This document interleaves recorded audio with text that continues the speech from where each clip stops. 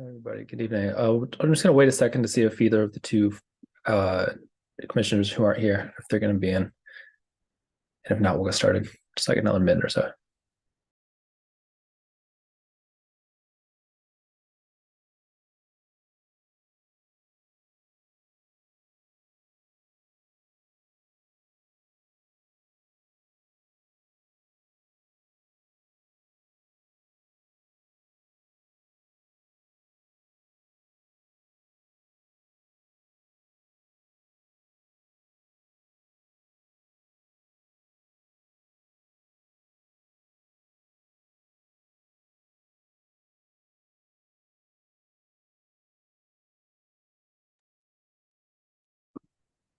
All right. Well, I haven't seen anything, so I guess we just get started.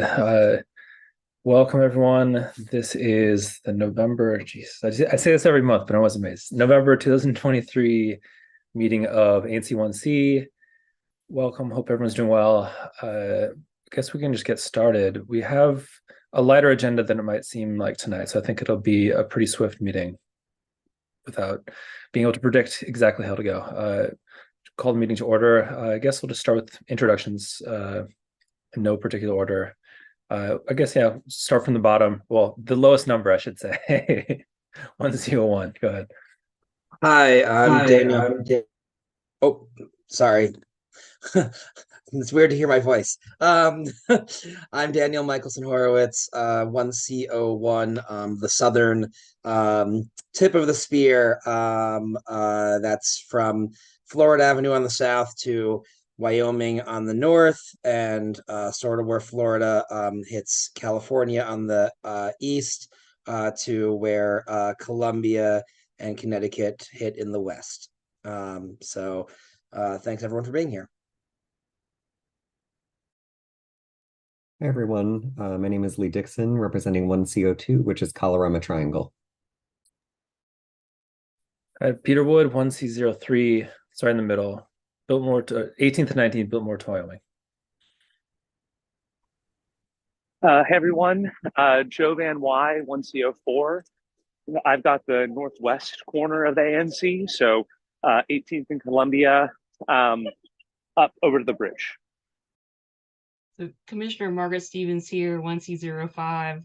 I am the part of Lanier Heights that abuts Rock Creek Park and Walter Pierce Park. So Adams Mill to Harvard to 18th to Ontario to Columbia Road. Hi, Linda Laughlin, representing 1CO6, which is the other side of Lanier Heights on the eastern side of Adams Morgan.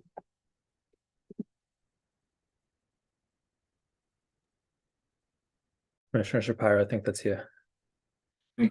Barney Shapiro, 1C08, from the southwest corner, which is Florida and 16th, up to the Harris Teeter and over to Pepco. Easiest way to describe it. Some of them aren't easy. Guess we'll go straight into officers' reports. Chair's report, I don't have a ton. I mean, one thing that there's been multiple tasks. It's been an ongoing process just to make sure our intern is kind of integrated into their tasks.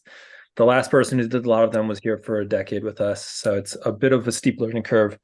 I'll go into it later too. She's had some unexpected health issues this past month. I think she's all right, but it's delayed a couple of things. So I'm going to end up removing a couple items from the agenda. I'll discuss that later, but I think that's the main thing. Everything has been, from what I can tell, stable. There's been a lot of events in the neighborhood, which I imagine some people mentioned, but as far as chair stuff, there's nothing too much to report.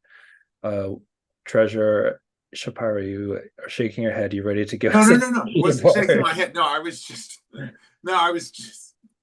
a lot of stuff going on in the neighborhood. That's what I was shaking my head about. Oh, that's good. Shaking my head to disagree with you. I thought it was the treasurer's report's heavy. I don't want to get into it just yet. Now go ahead. The floor is yours.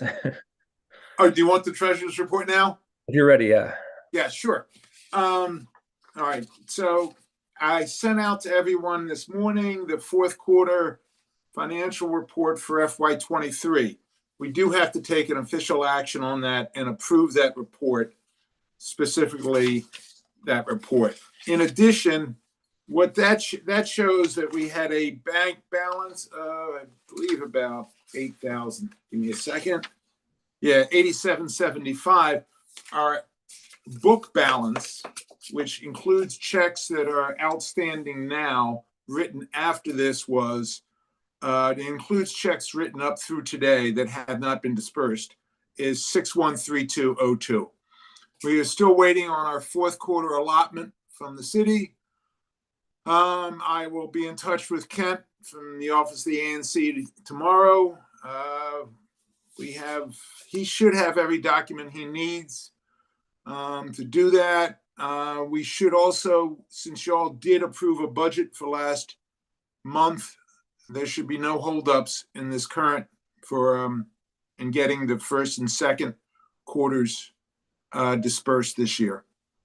There was one note, I don't know, somebody had requested a grant back in September. So on looking at it not closely, it probably will be a grant we could do. All right, as opposed to a lot of the grants that people are used to us doing that the Office of ANC no longer allows us to do. Commissioner, which grant are you talking about that you think we could do? The architectural. I mean, if that's up to you, that's the architectural one. When I looked at it briefly, I thought it was something that they won't disapprove. I agree as well. Okay, I just wanted to make sure. No, I'm not. All I'm doing is giving you a heads up that it was there. That it looks like it's something that we could actually do. Yeah. I don't want to usurp your authority. Okay. So I would move. I move on the treasurer's report. I would move we accept the treasurer's report, including approving the fourth quarter fiscal year 23 financial report. Just to clarify, you want to add an agenda item to tonight's agenda? Is that right? Yes, we could add it to the agenda. It's always debatable as to whether you move it now or we can add it to the agenda. Okay, I'll second to have that an agenda. We'll just put it. I guess Fine. at the end of the meeting. Yeah. Yes. All those in favor of the addition? For this, just to clarify, we'd be considering the which quarter? Fourth quarter fiscal year 23. Got it. To the quarterly financial report, right? Yes, sir. All those in favor of the agenda addition, please say aye. Aye. Any opposed? Any abstentions? Okay, well, that'll be the last item on tonight's agenda. Anything else, Commissioner? No, sir. All right, thank you. I guess I'm jumping around. We don't have the secretary here tonight. We'll go back to Vice Chair. You have a report. I know you've been in communication with our intern about our annual report. So any updates on that or anything else? No, I don't think any updates that you don't have to share. Apologies, I am got held up in a work event and will be in front of my computer non-camera soon. But no updates outside of what I think you and I were CC'd on earlier this week. Got it. Thank you very much, and be safe getting back to your computer. No rush. All right, so let's just do committee chair / SMD reports. Start in, I guess, same order. Commissioner Horowitz. Hi.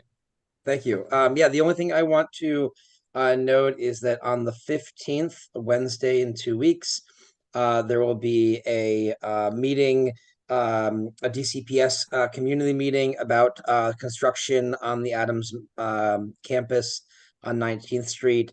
So I'm forwarding that invitation to folks I've been working with, but if you are interested in attending that meeting, I'll also put it out on the neighborhood listserv, and I will send it to anyone who reaches out to me. So please join that. That's at 4:30 p.m. on the 15th, and it'll be online on Teams. So that's all for me. Thanks. Thank you. Commissioner Dixon, go ahead. I have no new updates. Any PZT with the PZT's meeting this month? Oh, the PZT meeting? Yes. We unanimously approved to motion to move the letter to the full ANC vote today. That was In 2 weeks from today, the committee's planning to meet as normal, just because the secretary wasn't here. I just want to clarify. Okay, cool. Thank you. I guess that makes me next. Let's see, I'm not a chair of a committee.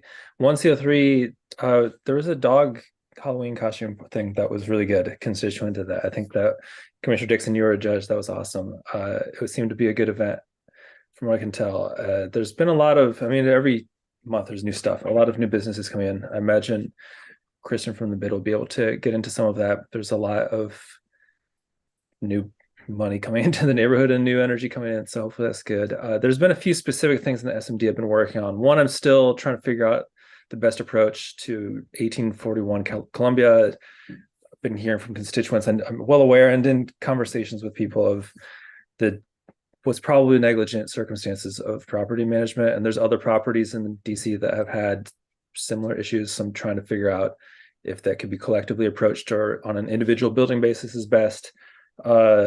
Also, I think that's the main thing. 1836 to 1840 Calorama. I've had some people reach out asking about updates. I'll try to just individually get responses, but still an active. I mean, it's a two-tiered, like a lot of these in the historic district development or kind of restoration projects. There's often different, you have to get zoning approval sometimes if you're doing zoning stuff, and also historic preservation. So I think they're in the middle of that. Besides that, I won't get into the weeds. There's always a bunch of small stuff. Well, not that it's small, but a bunch of various hyper specific things. So I'll leave it there. Commissioner Van Wy, floor is yours. Peter, he just put a note in the chat. Oh, sorry, I'm opening it right now. Yeah. Oh, no, actually, I managed to get, I think, maybe another couple minutes of charge in my earbuds. Nice. If I cut out suddenly, it's because my AirPods die. But I did miss the first half of your update, Chair Wood. So just in case you didn't say it, I want to make sure that folks are aware that Porch Fest is coming up this weekend. On the 4th, I believe, there's going to be a lot of exciting music here in Adams Morgan. I encourage everybody to come out and patron our local businesses and check out some really great music. Should be a lot of fun. I am looking forward to it. I hope to see a lot of folks out there on one of my favorite days of the year. Otherwise, not a ton from my ANC this week, or this month. So I will pass along to Commissioner Stevens. Okay, so as was mentioned, we had a number of very successful fall/Halloween events. The Lanier Place Street was, of course, closed off, and trick-or-treating happened safely and successfully. We had the Apple Pie Fest, the dog parade and contest, and that was all very nice.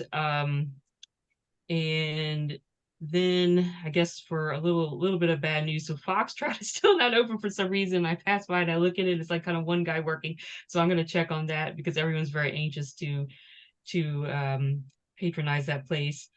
And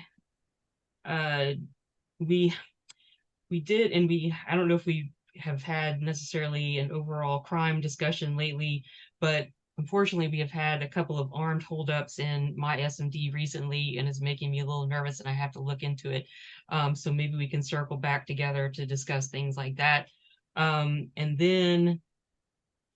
Commissioner Dixon, correct me if I'm wrong, but at the next PZT meeting, we actually do have a Historical Preservation Review Board architect who is going to be speaking and answering questions. So if anyone, I've heard something about some historical restoration. If anyone's interested in, hearing from that person, then please attend that meeting. But I think that's all I have. Thank you very much. Commissioner Laughlin. So nothing specific to my SMD, but to share about from what we've learned with the grants and sponsorship options. So at the PSE meeting last month, we revisited the guidelines that were reposted by the Office of the ANC about guidelines for giving grants. And basically, grants that we've done in the past probably got through when they maybe shouldn't have. And there's just more oversight in the office now. So basically, if a grant does not have a public benefit in that if the thing that's being requested is not something that would be for the entire public to have access to, it's not going to get granted. It's not going to get funded. So we need to, as a committee, and some suggestions we have for two of the grants that we cannot support, which is one is from the platform of Hope, because it would have been purchasing computers that would only have been for use of families in that program, and they would not be available to the public. So one option that we can do with that particular group is to do a sponsorship, which would mean simply basically buying an ad in like their annual report or in some other format, as long as it has a very large distribution list. And in that ad, we would just simply need to have our logo and the meeting time for our like monthly meeting. That's one proposal we can do for that particular group. For the other grant that we won't be able to fulfill, that was the Food Prints program from Marie Reed. One, because it involves food, so we cannot do any grants that ever involve food. And also because that program is specific to a school, and so only the families that are participating or send their children to that school would actually be able to get into that program. Again, something that is not open to the public. So the PTA, they are going to look into some options as well. I told them if they have a weekly or a monthly newsletter, that's something that we could also like buy an ad in, and that would be sponsorship, which is separate from the grant program. And we have a lot more flexibility about how we want to shape that. It does still need to get looked over by the Office of the ANC, but they don't put as many restrictions on a sponsorship versus a grant. So we talked about that at the PSCE. I'm going to need to revise our grant page because they also put up a new guidelines about the format of how they want grants submitted when it goes into their office for review.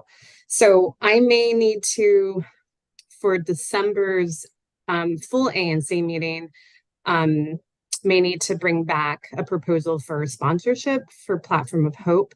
And Peter, or Commissioner Wood, I can talk to you more about this offline, because for PSC, we're not going to have a meeting on November 22nd because it's right before Thanksgiving and we're all out of town. So we may have to do some work via email and do some voting, but we'd very much like to find a way to do a sponsorship for Platform of Hope because they have an event that they could publish us in a newsletter in mid-December, that it would be nice if we could hit that goal for them. But I told them we're a bureaucracy and things may move slow. So those are the bigger updates. So there will be a lot more scrutiny over grants, and we now have a much better understanding of what that is and what we can encourage. And also it just needs to be from an organization. It technically does not need to be a nonprofit that submits. You just have to be an organization. So a community group such as the Colorado Citizens Association, they could apply for a grant. If you are part of a group that wants to do a beautification, like do plantings in the neighborhood, as an organization, you could apply to the ANC and get grant money to, plant trees or flowers. So you don't have to be necessarily a nonprofit. Barney or Commissioner Shapiro? The Platform for Hope, their grant was for computers. Yes. Have they bought the computers? No. All right. No. Can you have them give them my email address? Okay. I will. How much was it for? They asked for 4,000. Okay. Give them my email address. I know somebody that can help them out. Okay. And maybe because we keep waiting and waiting and waiting, it's going to be next year. So let's see if we can help them out. I know someone that can help them out. Okay. Thank you. I have one question. Well, first, thanks for clarifying. I was going to ask about Thanksgiving because the timing isn't ideal, but that happens. You mentioned that organizations don't have to have nonprofit status. I hadn't heard that before. Is there a definition for what constitutes? Like, can I just say I'm the organization of me and this wall behind me, and that's now an organization? You have to be. I can. I'll have to go pull up the new Yeah, no, there is a slight definition to organization. Like, you can't just be you. I think you have to have some kind of establishment, but you don't have to be I thought you had to be a nonprofit, like a 501, but you do not. Yeah, So that's why a neighborhood association, if they could apply for grant funding. I'll look up the specific wording and I can throw it in the chat of what an organization is defined as. That's great. Thank you. All right, let's move along. Next will be Sorry. Commissioner. No, you're good. Commissioner Shapiro. Any SMD updates, Commissioner? I think you might have. Yeah, he's still here.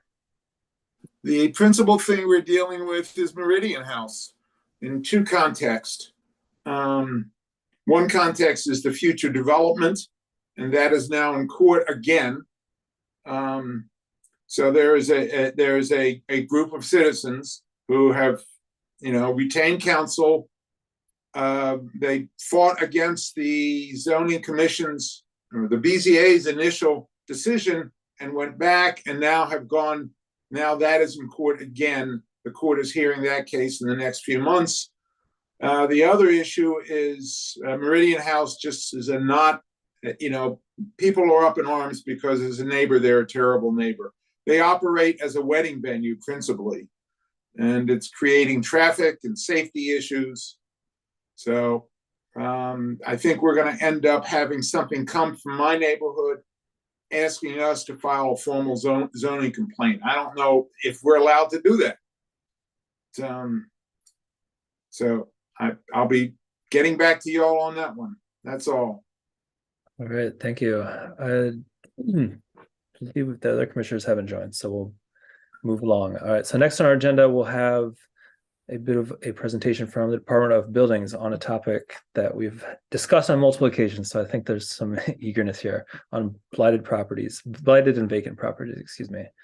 Do not know or recall exactly who's going to present. So if you're here, I know there's a couple people on. It's Jason and Janelle, I believe. Perfect. Let's see, I'm sorry, Janelle is the one. There she is. Yeah, we got it. Okay. Hello. Very happy to have you guys. Thank you. Thank you so much. Can everybody hear me? You can. Awesome. Thank you guys so much for having us. I am Janelle Williams. I'm an account manager for wards 1 and 3 with the Department of Buildings, and my ward partner is Jason Williamson.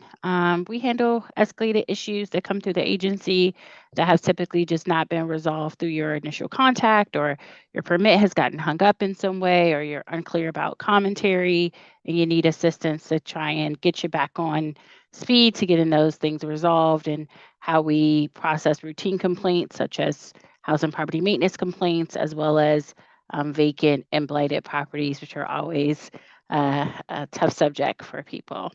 So I'm going to share my screen and happy to pause and take questions, or as soon as I get to the share button. There we go. And this one. Can everybody see? Yeah, that works. Okay. So we'll go over the vacant property process. We can send out a PDF version of this tomorrow to the group that can be dispersed. So I'm not going to read every slide, but just touch on some of the high-level issues of how vacant property works. So here we go. The vacant property business unit is comprised of inspections, administration, and abatement. And there's just very low level abatement, which means like making sure that a property isn't open and accessible. And unless it's cases in which there is an absentee owner, which there's a process in which abatement that impedes on another property can be handled. And then the staffing for vacant property, there's a program manager, there's a abatement team, there's about 9 inspectors. I think that has been bumped up to 10. And there's some support from the housing property maintenance team because those properties sometimes overlapped. We'll get a inspection request to go out about a property, and turns out that property is actually vacant. So even though a housing property inspector initially went out, turns out that it needs to be a vacant property inspector. So some of those inspectors overlap. We conduct approximately 110 inspections weekly, And then once an inspection is conducted, the process of potentially entering or enforcing a notice of infraction happens. That notice of infraction then gets mailed out to the property owner or emailed if we have intake for them. And then we will cite them for being vacant, notify them that they need to register their property as vacant. If their property is blighted, same process. They don't need to register, but it's automatically designated as blighted. And then the property owner has an opportunity to respond to us and say, hey, my property is not vacant. I have permits, or I need to apply for an exemption for vacant. We receive intake through tons of means, through our website directly, sometimes directly through ANC commissioners, which we really appreciate, through customers. Unfortunately, as an agency, we don't have the ability to just go around and locate vacant property. So we tend to respond once we've received the notification of vacant property. And typically the business unit is able to get out to a property within 14 calendar days and investigate it, note it, the NOI is issued, or a different determination is issued. And then once a determination is issued, the property owner, like I said, has 30 days to respond to us to let us know what's going on with the property before we forward it to the Office of Tax and Revenue to have the status class changed. And that's a really important fact about the classification change, because that comes with a variation in how your property is taxed. And Jason will touch on that a little bit later, the different amounts, but it's really important. And then once the notice of violation is issued, like I said, they go through a process. They're listed. Sometimes you have vacant property that is vacant but also has violations, and those violations carry specific fines too. And if they don't abate them in a certain period, then that violation is forwarded over to the Office of Administrative Hearings for enforcement. That part also plays a significant role, because I think as citizens, as a government worker, I want to see properties brought back to productive use. I know everybody on this call does. That's certainly a goal of our agency, but we have to afford residents of the district due process to get that done. So it's not an immediate, like we're going to take someone's property away or somebody's property can be demolished immediately. There has to be a due process in order for us to clearly identify that this property is vacant, that it has violations, that those violations haven't been abated, to give that property owner their day in court to kind of argue what's going on with their property. And then potentially on the far end of that, possibly putting up a property for tax sale. But just to be clear, that's handled by the Office of Tax and Revenue, who steps in and makes that final determination once a property has been vacant after a certain time period. And then one of our main concerns as an agency is clearing up terminology. So there's definitely a difference between a property that is vacant versus a property that is blighted. People tend to use those terms interchangeably, but they're not. A property is vacant, it can be in slight disrepair, but not totally like what we think about when we see like a roof caved in and large scale construction that needs to happen to a property to bring it back to productive use. Whereas that is exactly what's going on with a blighted property. It's a long-term nuisance property that is going to require a lot for it to be back into production. Whereas vacant typically just means that someone isn't living there. There's no one occupying the property at this time period, but it may or may not need repairs for it to become productive. And then there's a standard for vacant properties that they must comply with, and that's here, the DC code for the standard for vacant property. And then this is the classifications that I was talking about. Class 1 is what most residential properties in the district fall under. Class 2 can be for sometimes mixed commercial as well as regular commercial properties, and their rate is here. Class 5 is 5 times the regular rate for the district. And then class 4 is the highest rate, which is 10 times the rate for the district. And it's really important, like I said, because properties are built in half years from the Office of Tax and Revenue, that we get vacant property exemptions when they are filed, because we can only clear exemptions for certain time periods. So if your property was vacant, you wait to respond 2 years later and you want to get that cleared up, but you don't have paperwork from that time period, you're hard pressed to get the classification cleared. So that person would be responsible for the taxes for that time period if they didn't respond timely and don't have the proper paperwork to clear that. And then once we've declared a property vacant, you have an option to apply for an exemption or proceed with paying the vacant registration fee. And to be clear, I think this is one of the things that also gets confused. The vacant registration fee doesn't prevent you from being taxed at the vacant rate. You're still taxed at the rate. This is just you telling us, hey, yes, my property is vacant. I'm going to register my property is vacant, but your class status does move to the class 3 status.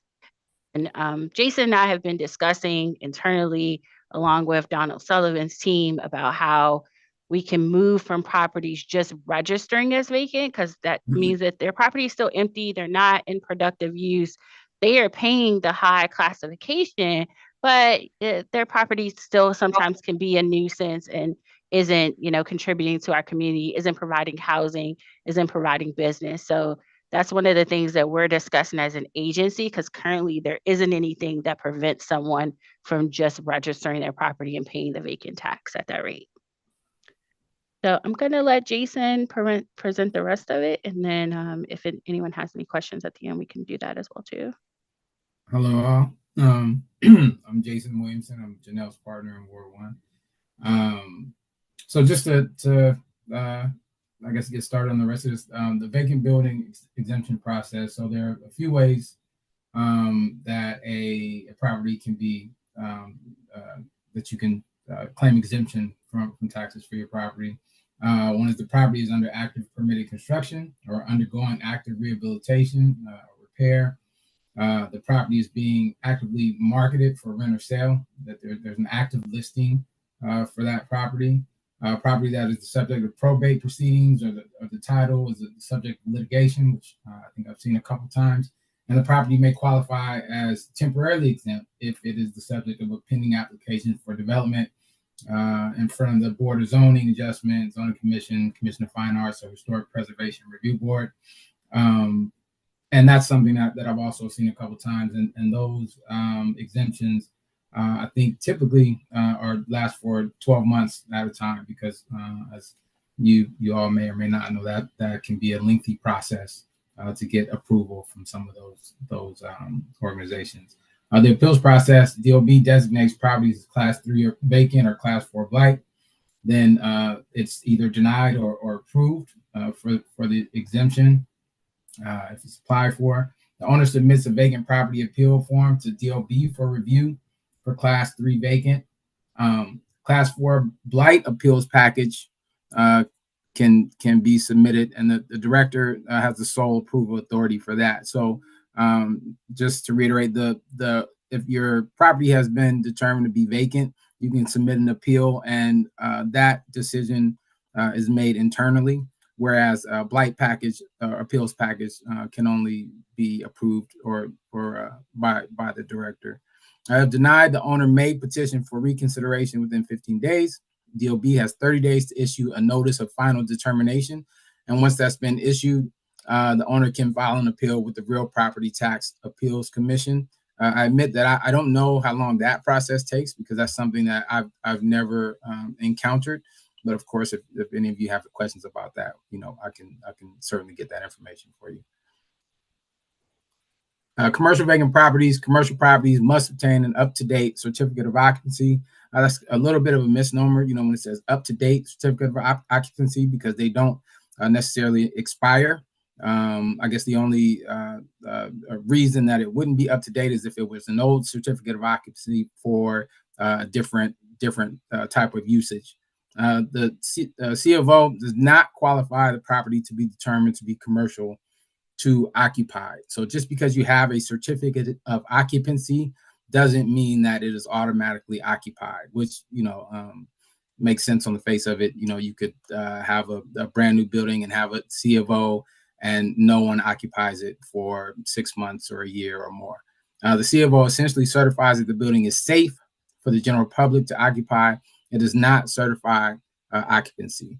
If the property is being utilized for something different than what the previous C of O was issued for, a new C of O would have to be issued before DOB could determine the property to be commercial to occupied. So for instance, if you had a grocery store or real world example, if you had an apartment building and or with a bottom level store, and you wanted to turn that bottom level into a restaurant / bar, you would have to have the certificate of occupancy updated before you would be considered occupied. The commercial vacant properties, the following link on the DOB website provides resources to address C of O concerns. That's something that, of course, Janelle said that we can furnish this PDF presentation for you, and you can find that. And there's, I don't want to interrupt, but we can talk. DLB just has a brand new process for obtaining a certificate of occupancy, and that's something that we can touch on a little bit after this presentation. Once the business is operational, request an inspection from DOB to validate the status and have the property status changed. So DOB can notify the Office of Tax and Revenue for property tax billing consideration. Until the business is operational, utilize the exemption process to mitigate property tax billing concerns. And I'll say that the exemption process can be, the exemption time frame can be anywhere from 6 to 12 months, depending on the type of exemption. I know sometimes the vacant buildings division, they like to give some of the exemptions for 6 months at a time to keep people from taking advantage of the process, and continually getting exemptions and kind of kicking the can down the road, so to speak. Proactive steps: determine if the property is Class 3 vacant, register a vacant property, pay a fee or submit documents, verify the status of the certificate of occupancy, apply for a vacant property exemption if applicable, and then utilize the vacant buildings property map, which I don't know. I think Commissioner Stevens is aware that the vacant buildings property map, which is available via our website on the DOB public dashboard. You can search your SMD or search a particular neighborhood or a particular address to find out if it is indeed vacant. I will say to that there are some properties that may not be on that list. There are properties that may not be listed as vacant that have not been inspected by DOB. And then there may also be a few properties that were previously vacant, but the new owners or new occupants haven't made it known to DOB that is indeed occupied. Key customer service concerns: Class 3 vacant and Class 4 blight are not interchangeable terms. Two different classifications for real property, and that's something that Janelle touched on previously.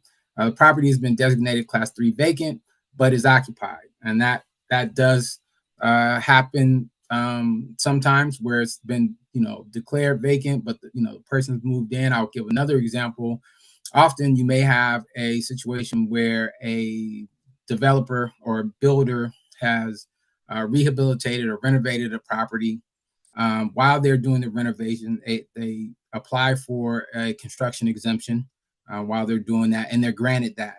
And suppose I'm granted a 12-month exemption, and I finish construction in June within 6 months. And then I list the property and I sell it, and the new owner buys it.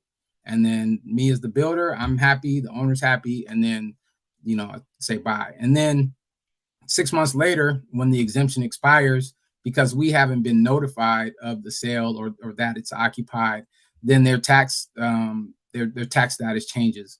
And then that's when we get calls from the homeowner, because their taxes go from 1% to 5%, which you can imagine could be a hefty tax bill. So that's something that happens often, but it's not something that's difficult for us for the vacant buildings division to rectify. DOB does not have any responsibility for property tax billing. That is the responsibility of the Office of Tax and Revenue, although we do forward that determination to OTR for them to change the status. My property is under active construction. Why is it Class 3 vacant? Well, one, you have to apply for an exemption. If you getting a permit and then starting active construction does not exempt you from being determined vacant. And then the other thing is vacant, regardless of whether or not you're under construction or not. The only difference is whether or not you are exempt from the Class 3 determination. So your property will still be determined vacant if you are under active construction or if it's in probate or it's being listed. It's just the whether or not that determination is forwarded to the Office of Tax and Revenue.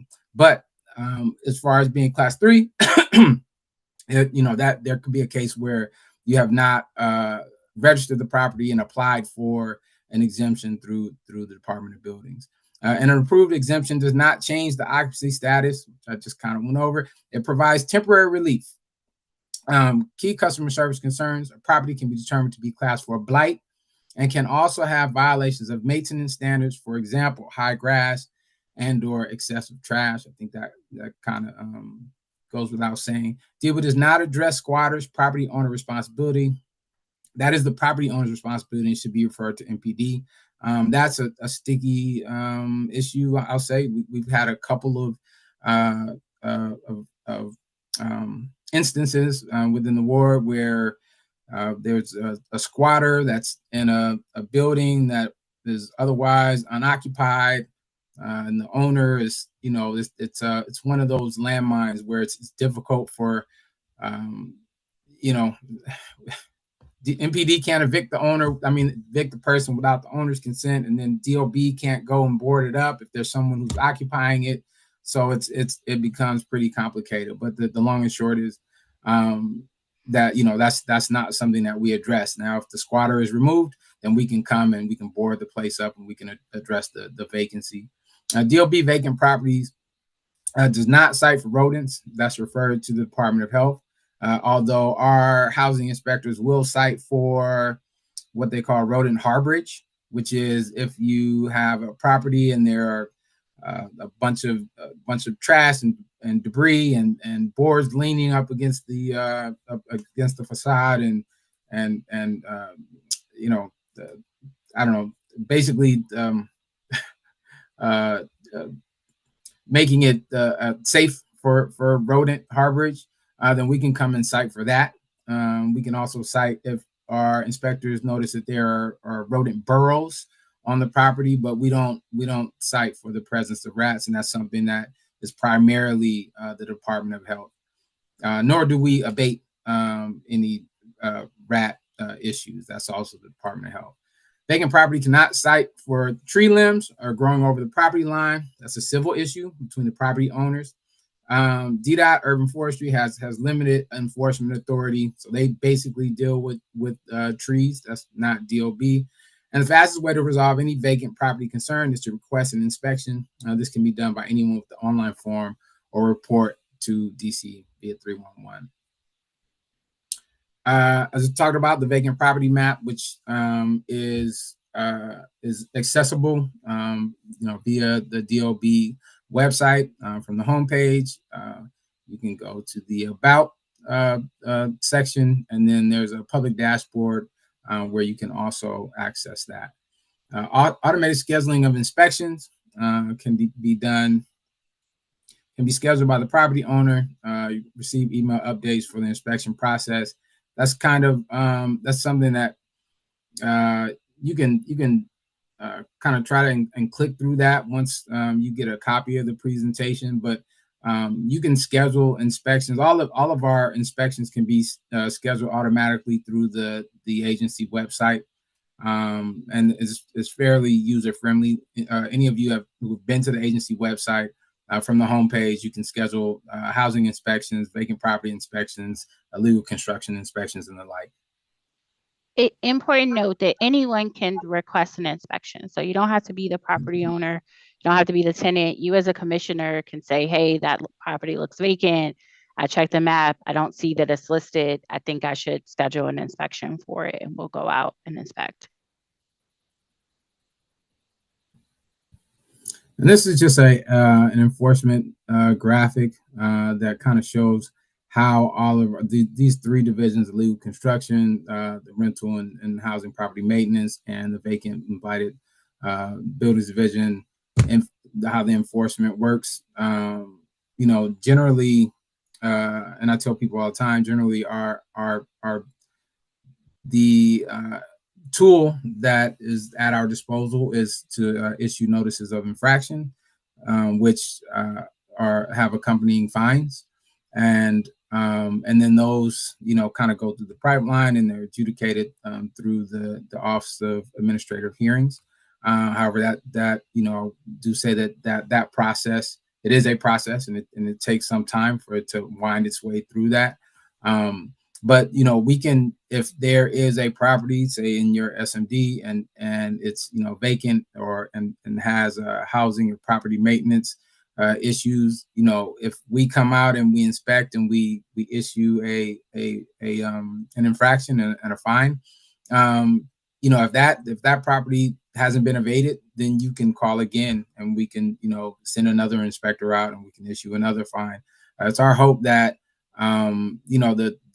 through the infraction process and using fines and financial incentives as a tool to get people to bring their properties into compliance.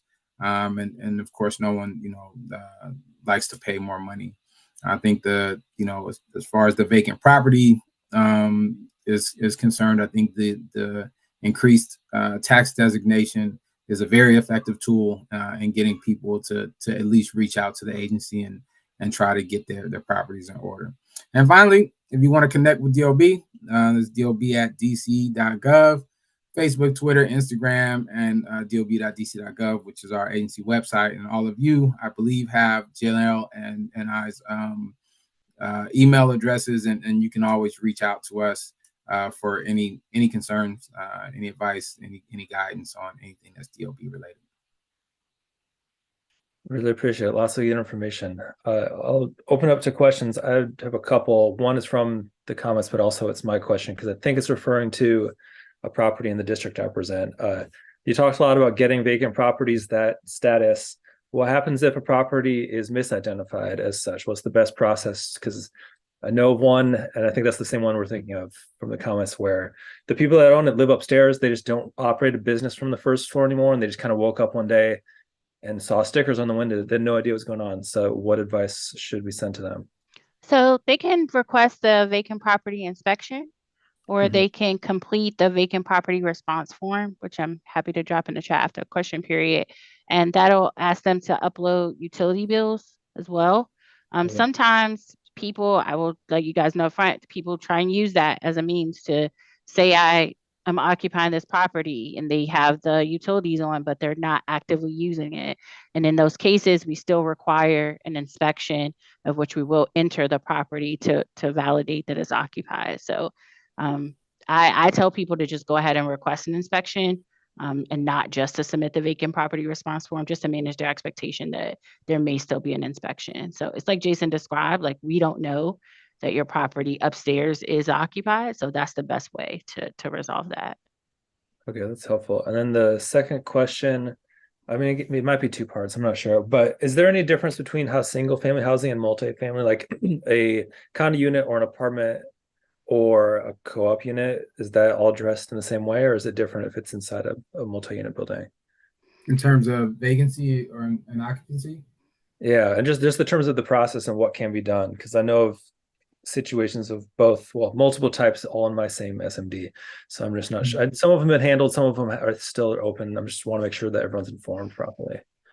So in terms of how we identify in the same methods and we classify in the same methods. I mean, we're not going to go through a multifamily unit and identify the units that are vacant. As long as there's some occupancy in a multifamily, that satisfies our requirement. For a single family, same thing. The notice of it appearing to be occupied, or if we've inspected and verified it's occupied, that works in the same way. So how we identify the properties are the same. The standard for commercial and multifamily just slightly vary. So and one unit that's occupied, the entire property will be occupied, and the same thing works with like commercial. You may have a commercial property where there are 3 addresses with the same square and lot. If one of those storefronts is occupied, then for our purposes, the entire lot is occupied.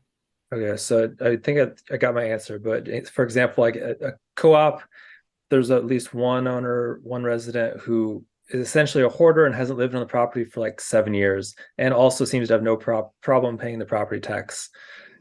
That's not something that can be resolved for you all. That's it. Yeah, that's Right. it. That's difficult. I don't know. That's the that's Let why it could hoarders and you squatters and yeah, hoarders and squatters are hard pressed. They're at the long arm of our agency, and it's not something we directly can resolve without another agency stepping in. So if you forward me the address for that and just give me a small synopsis on what's going on with the property, let us talk to the division head and see how we can partner with another agency to potentially help resolve it. That'd be great. Thank you. Commissioner Sampaio, go ahead. Just wanted to tell you, DPW in its sweep division used to have a couple of people that dealt specifically with hoarders. So you might look into them. Okay, that's helpful. Thanks. Any other fellow commissioners have questions? Anyone in attendance? Commissioner Laughlin, please. So I think Commissioner would to follow up on what you were asking, because this is, specific, particularly for Adams Morgan, we are a mix of housing situations. So I think, from what you said, so if it's a co-op building or a condo building, if there's at least one unit occupied, then the building cannot be classified as vacant, or the unit won't be classified as vacant because of that standard. So what it just basically I guess what I would say to a constituent is that they're not, if they have that situation in their building where there is a vacant unit or apartment, that they would just probably have to go through their building management to maybe resolve it. Is that what you would maybe recommend as well? It's primarily, yes, if it's an apartment, definitely. The co-op thing works a little bit differently. Yeah. But I yes. happen to live in a co-op, Yeah, so okay. I know it's in a different bucket. Yeah, Or different because it's we all share. Right. Yeah. So for the apartment, we would have no control of that. Like the property owner is not required to rent out all the units. And yes, one unit in the building would qualify it as occupied. But the co-op, let's say a condo building where they're separate, those are all owned by separate owners.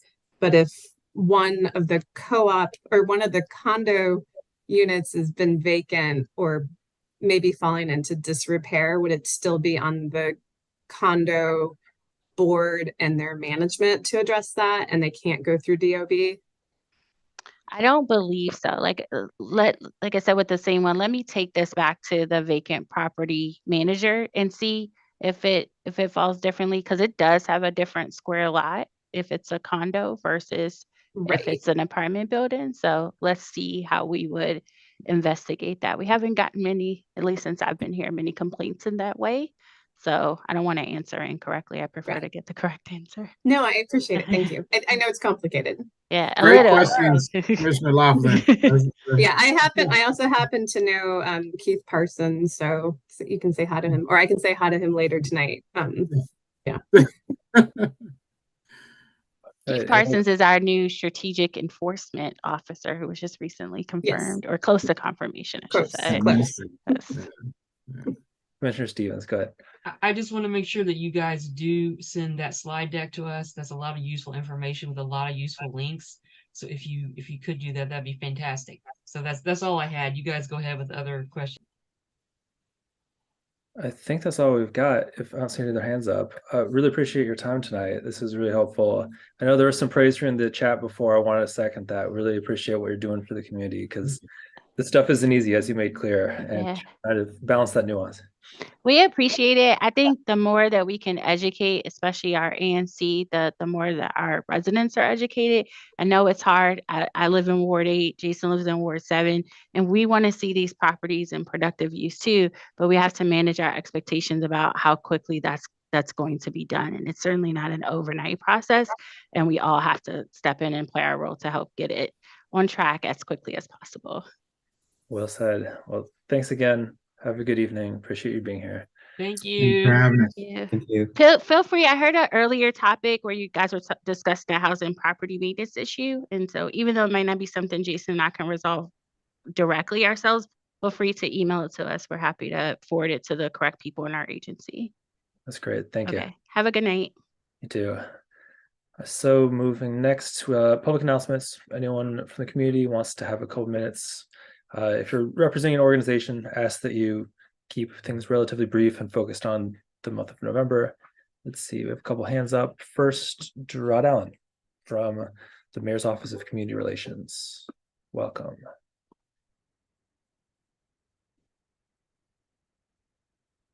I need to time those comments better so that they can get made to panelists while I'm saying welcome.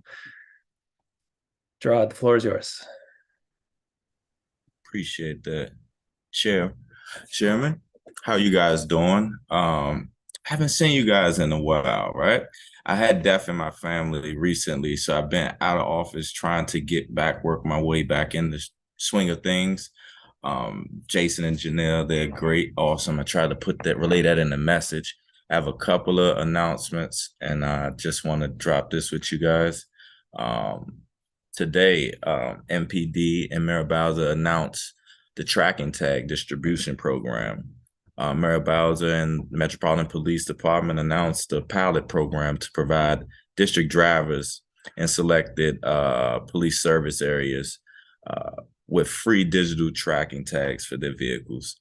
Installing tracking tags in vehicles will assist MPD in combating crime by assisting in locating and recovering stolen vehicles and holding those responsible accountable. This pilot program will provide free vehicle tracking tags for residents in police service areas 105, 501, 502, 603, 605, and 606. Residents who live in police service areas 105, 501, 502, 603, 605, and 606 can attend one of the following distribution events: Tuesday, November 7th from 4:30 p.m. to 7:30 p.m. That's going to be on 100 and I Street Southeast near PSA 106. They're going to have another pass out Wednesday, November 8th, 4:30 to 7:30. This location will be the 1309 5th Street Northeast near PSA 501 and 502. Thursday, they will have an additional day to come by, and from 4:30 to 7 at 3200 Pennsylvania Avenue Southeast in the rear parking lot. And that's going to be near PSAs 605 and 606.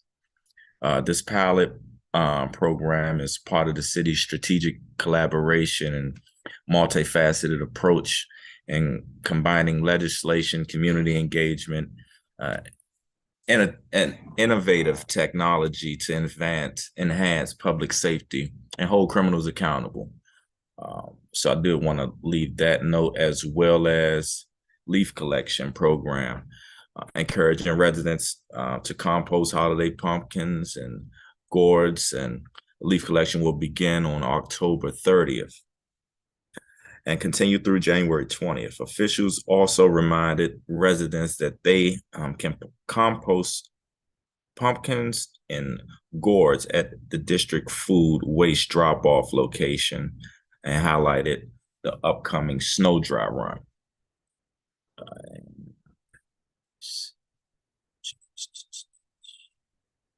DPW will assist the city every 2 weeks and update the leaf collection schedule. Residents can check the latest schedule every Friday through an online leaf tracker at dpw.dc.gov or by calling the DPW leaf line at 202-671-5323. The tracker will be updated every Friday with more precise information on scheduled collections. In addition to the tracker's teams will be going out weeks in advance with door hangers to let neighbors know that they are within the 2-week collection window. Residents are asked to rake their leaves to the curb or into the tree box in front of the residence the weekend before Monday of their announced collection week to help facilitate the vacuum process. Residents are also asked to keep vehicles away from the curb lanes on scheduled collection days. Leaf collection will still occur twice in each neighborhood for residents who receive DPW trash and recycling services. DPW also reminds residents to help the city reduce its food waste this coming holiday season by taking their pumpkins, gourds, and food scraps to one of its 12 food waste drop-off sites, which are located at the farmers market facility in each ward. Pumpkins and decorative gourds like carved and painted jack-o'-lanterns dropped off at these sites will be composted, along with other food scraps at district community composting sites. And in the Prince George's County Organics Compost Facility as well. Residents should note that pumpkin decorated with paint, glitter, or in organic matter cannot be composted. So I'll leave you with that email, that the website for that will be zerowaste.dc.gov/food waste drop off. And those are my updates. Sorry to keep you, didn't mean to keep you too long. Oh, just You're okay. Thank you so much. Really want to send condolences. Sorry to hear about the loss in your family, and appreciate coming to see you again. appreciate it. Thank you. Questions, comments from commissioners? Well, thanks for having you here tonight. Have a good rest of your evening, Gerard. Thank you.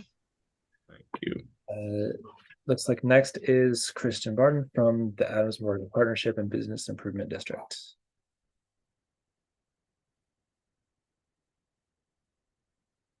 Welcome, Kristen.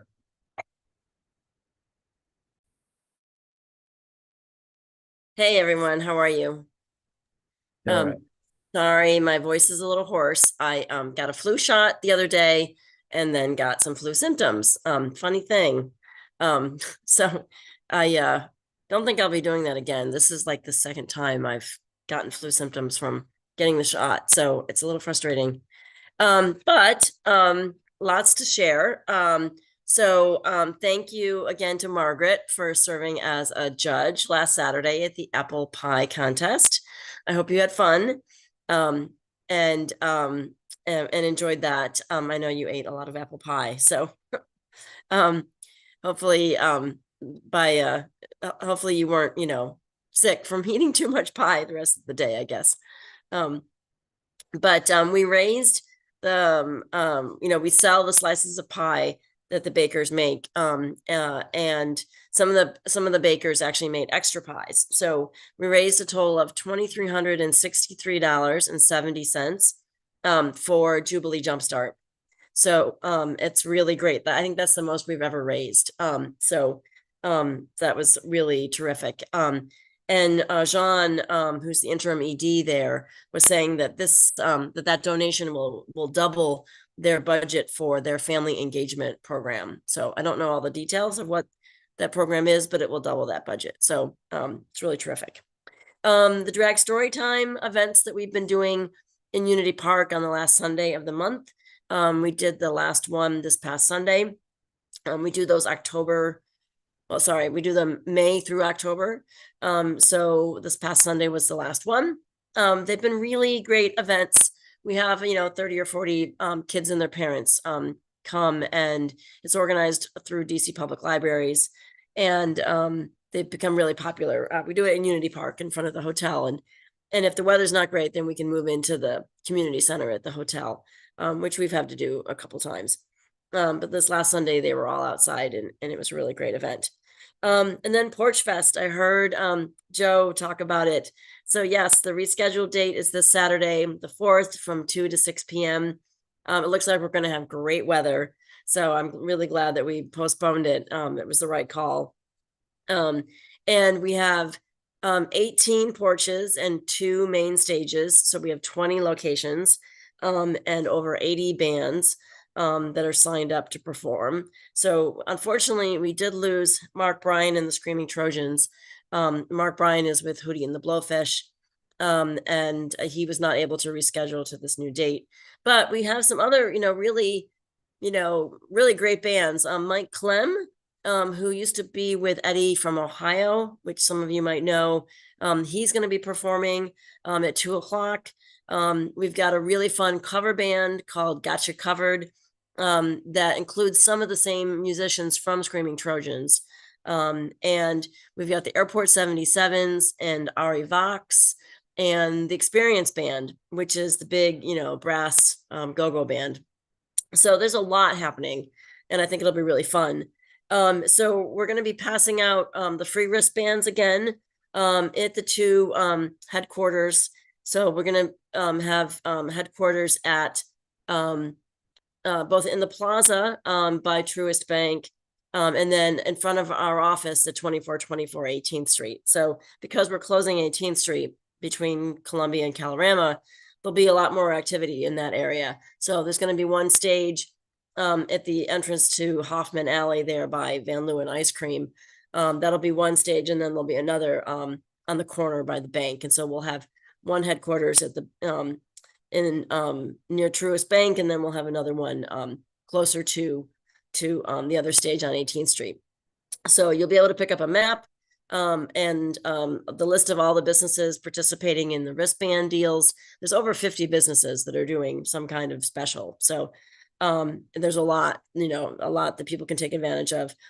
And then we're also selling t-shirts. The t-shirt sales have actually been going on the last few weeks at 4 of our retailers. So Smash, Le Bustier Boutique, Urban Dwell, and Ace Hardware have all been selling this year's t-shirt, which were designed by one of the tattoo artists at Tattoo Paradise.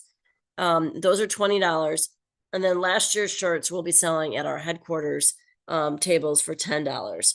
So please check those out if you haven't already. We've gotten a lot of really great sponsors for Porch Fest this time around. Events DC is helping us out, and Washington Spirit, they're going to be there. This is the soccer team.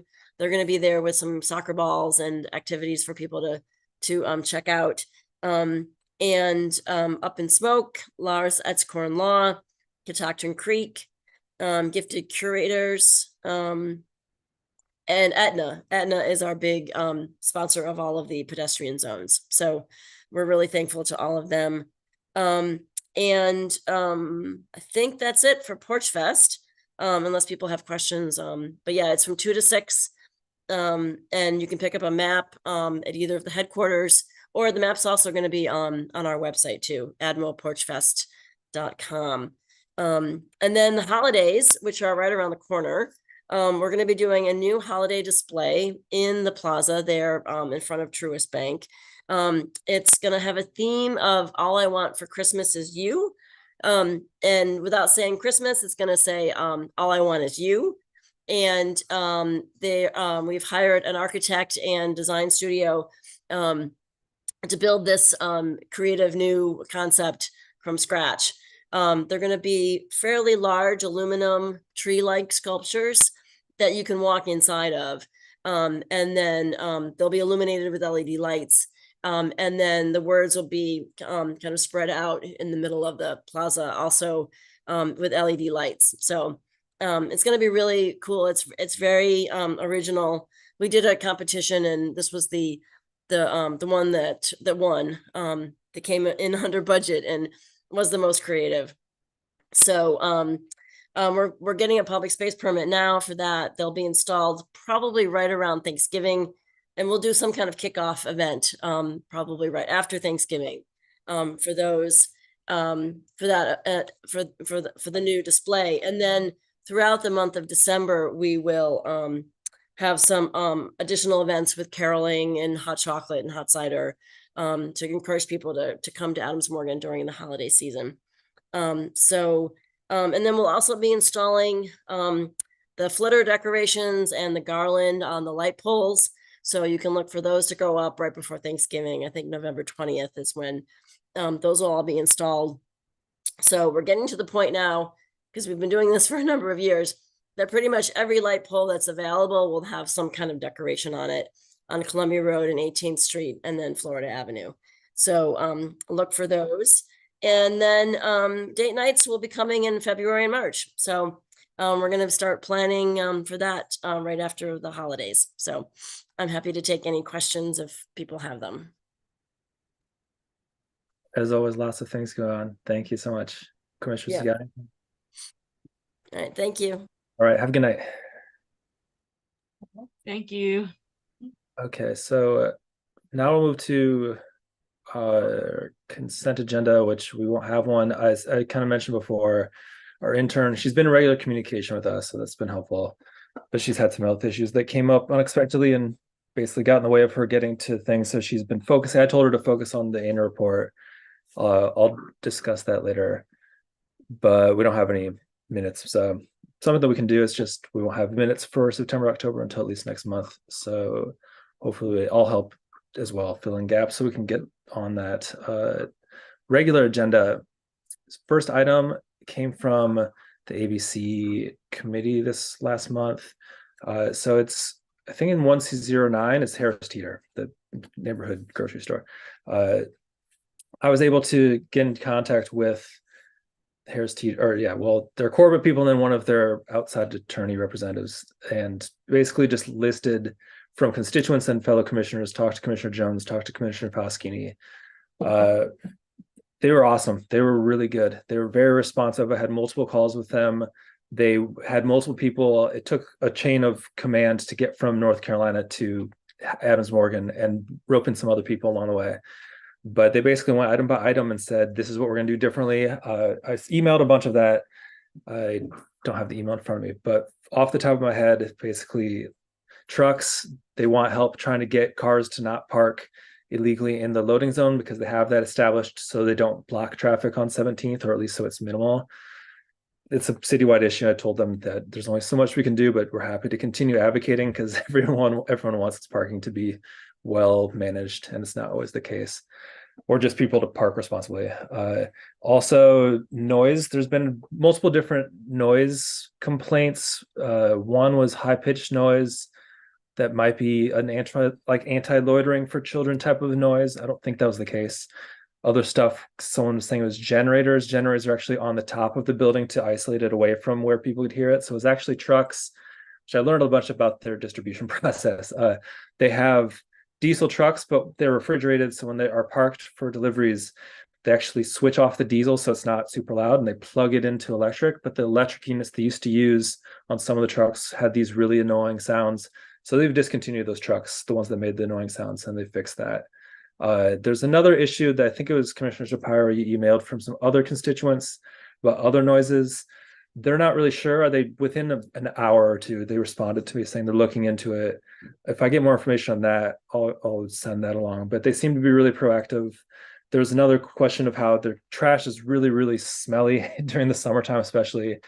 They said that it's because there's not enough space for them to have a composting unit. So they have to put all of the foodstuffs with the rest of the trash in a compactor, and it can decay and smell bad.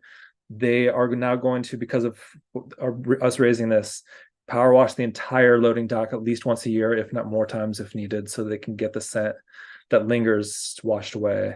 Those are some of the main things that stuck out. So like I said, they were really, really easy to work with and seemed really eager to be a good neighbor. So I don't suggest we take any action. Don't suggest we protest their liquor license, because they were about as good as you can get in terms of someone responding to criticism like that. So that's my suggestion. Commissioner Shapiro, go ahead. You're on mute. You're on mute, Commissioner. Yeah.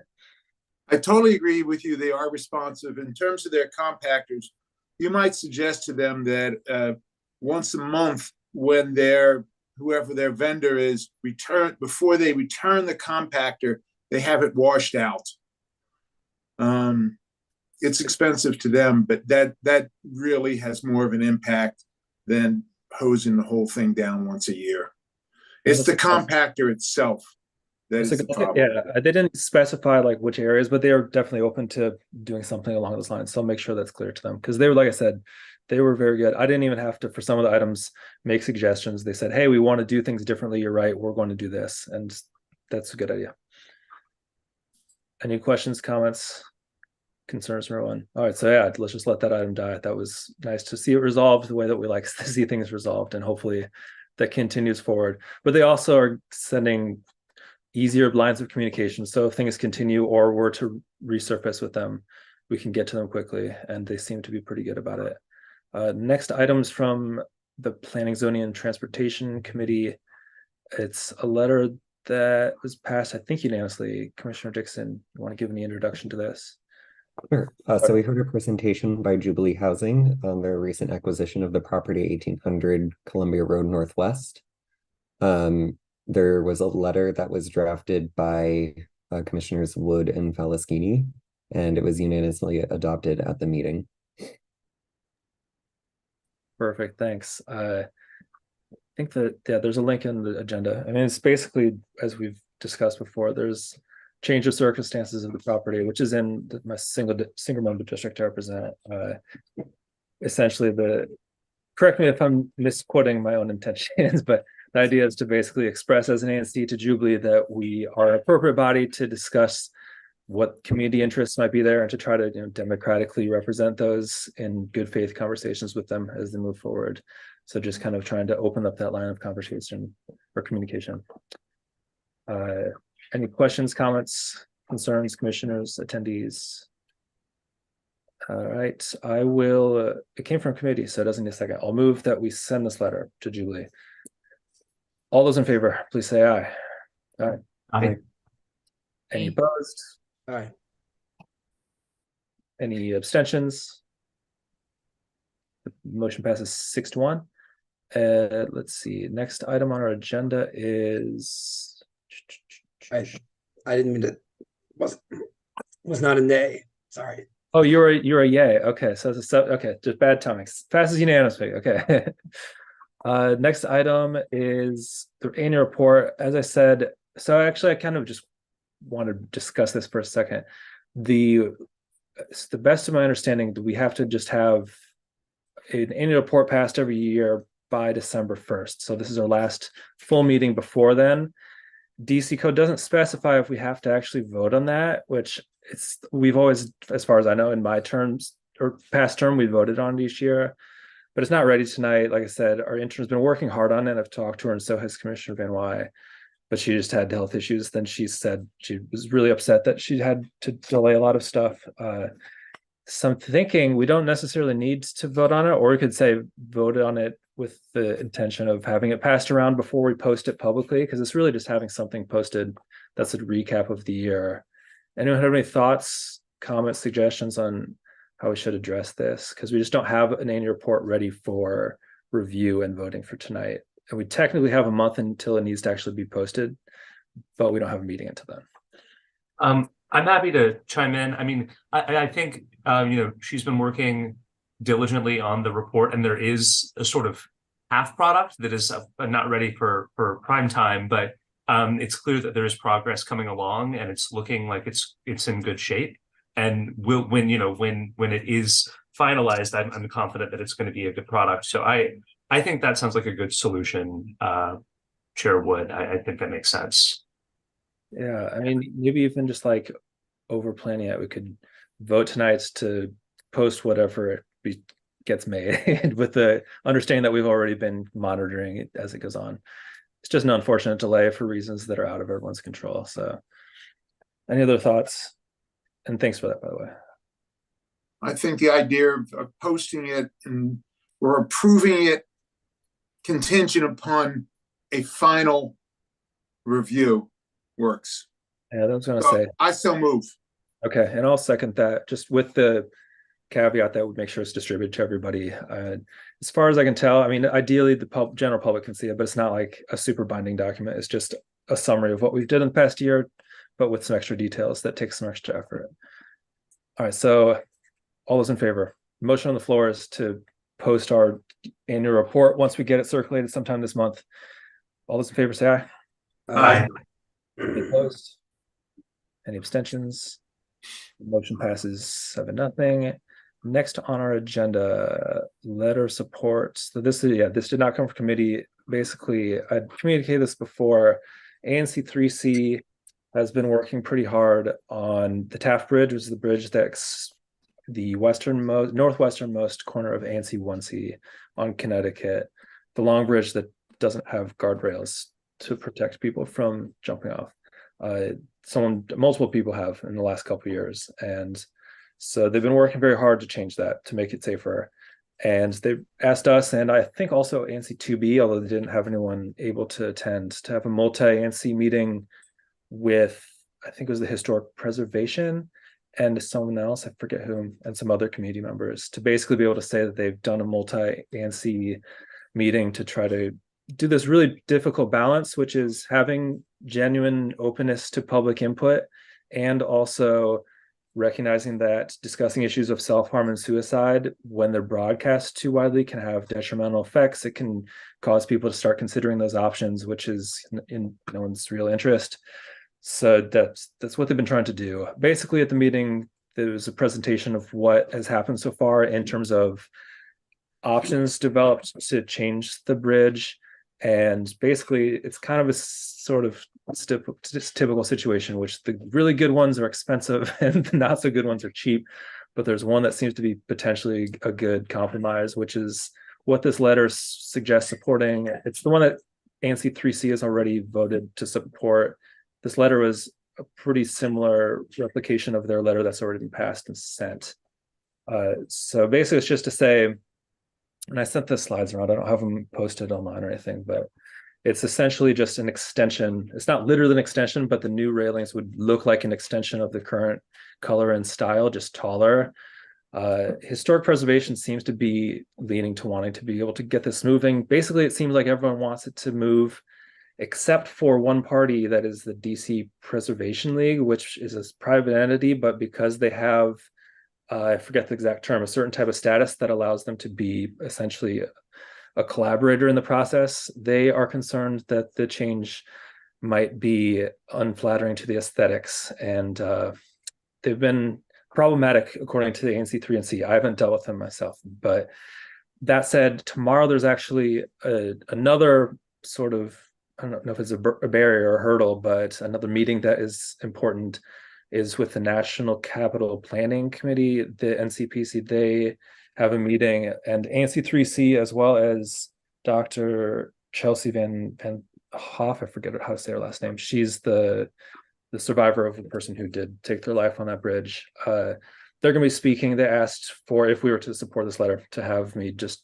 join and say that what the letter's content was. I would suggest doing that. It works with my schedule, so I'm free to do so. It's online too. So yeah, that's a lot of context. Any questions before I make a motion or anything, commissioners or attendees? All right, so I'm going to move to send this letter to Historic Preservation and also have me represent this letter to the NCPC tomorrow at their meeting. Can I get a second? Second. All those in favor, say aye. Aye. Aye. Any opposed? Any abstentions? Motion passes unanimously. And I'll keep any updates on that. Hopefully that can get made safer quickly in an efficient, safe manner. Last item, quarterly financial report. Commissioner Shapiro, want to add any other context or details? No, sir. The quarterly speaks for itself. We spend very little money. We've been frugal. We've been frugal, which, I think will come back to make for good for us, because we'll be able to have significant impacts within the next year. So I would move that the commission approve ANC 1C's quarterly financial report for fiscal year 2023 fourth quarter. I'll second that motion. Any questions, comments while we have the motion on the floor?